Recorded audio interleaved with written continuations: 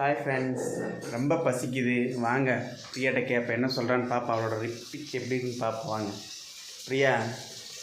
பசிக்குது. மணி என்னாச்சு? 12 மணி போகுது. எனக்கு பசிக்காதா? எனக்கு பசிக்குதே. எனக்கும் பசிக்குது. இல்லை காலையில் நான் சாப்பிடல.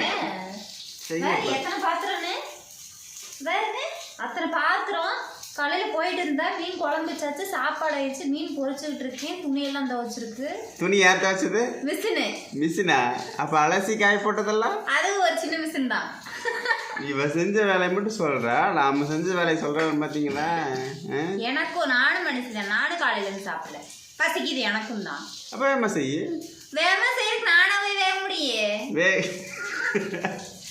நானாவே வேக முடியும். சாப்பாடு ஆயிடுச்சு, குழம்பு ஆயிடுச்சு, மீன் பொரிச்சுக்கு, ரசம் ஆயிடுச்சு. அப்புறம் என்ன? பார்த்துக்க மக்களை, பாடுபட்டு வர மனுஷனுக்கு தான்